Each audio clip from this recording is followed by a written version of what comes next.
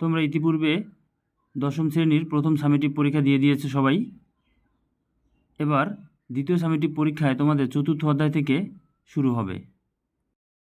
তোমরা যারা প্রথম সামেটিক পরীক্ষায় ইতিহাসের 3টি অধ্যায় পরীক্ষা দিয়েছো, বিভিন্ন স্কুলের সিলেবাসে ছিল, এবার দ্বিতীয় সামেটিক পরীক্ষায় চতুর্থ অধ্যায় থেকে শুরু হবে। তো আজ আমি তোমাদের জন্য চতুর্থ অধ্যায় থেকে গুরুত্বপূর্ণ 35টি ইতিহাসের অতি সংক্ষিপ্ত প্রশ্ন নিয়ে এসেছি।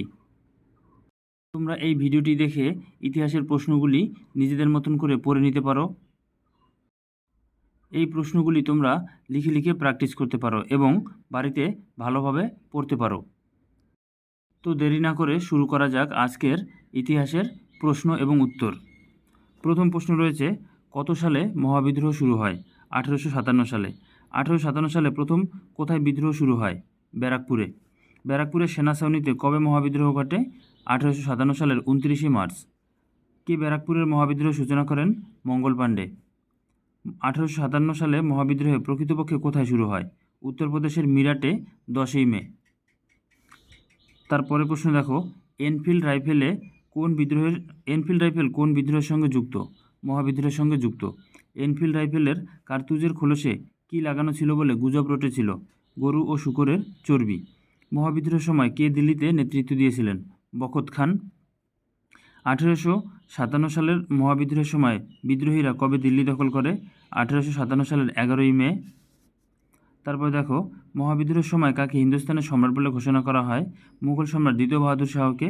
লক্ষ্মীবাঈ কোন রাজ্যের রানী ছিলেন? লক্ষ্মীবাঈ কোন রাজ্যের রানী ছিলেন? ঝাঁসি রাজ্যের। নানা সাহেবের আসল নাম কি? গোবিন্দ ধুন্দু পন্থ। তাতিয়া টুপির আসল নাম কি? রামচন্দ্র পাণ্ডুরঙ্গ। বিহারে মহাবিদ্রোহের নেতৃত্ব কে দিয়েছিলেন? কুনওয়ার সিং।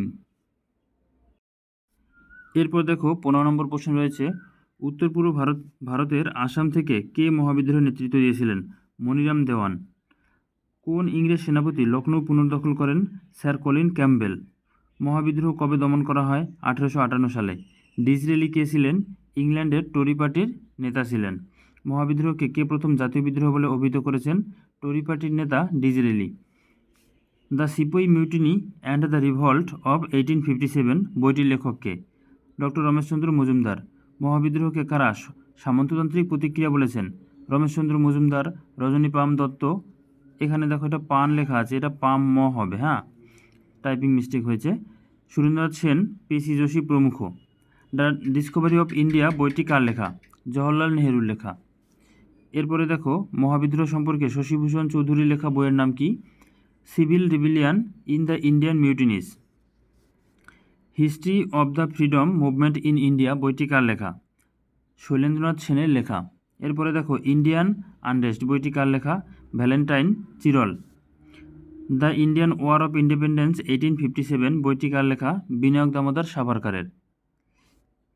কোন পত্রিকায় বিদ্রোহীদের ব্যঙ্গ করে ইংরেজ রাজত্বকে স্বাগত জানানো হয়েছিল? সংবাদ প্রভাকর পত্রিকায়। কোন আইন দ্বারা ভারতে ইস্ট ইন্ডিয়া কোম্পানি শাসনের অবসান ঘটে? 1858 সালের ভারত শাসন আইন দ্বারা। মহারানীর ঘোষণাপত্র কবে জারি করা হয়? 1858 সালের 1 নভেম্বর। মহারানীর ঘোষণাপত্রকে কী নামে অভিহিত করা হয়? ভারতের ম্যাগনা কার্টা নামে অভিহিত করা হয়। এর পরের প্রশ্ন দেখো, মহারানীর ঘোষণাপত্র পাঠ করেন কে? লর্ড ক্যানিং। 19 শতককে সভা সমিতির যুগ কে বলেছেন?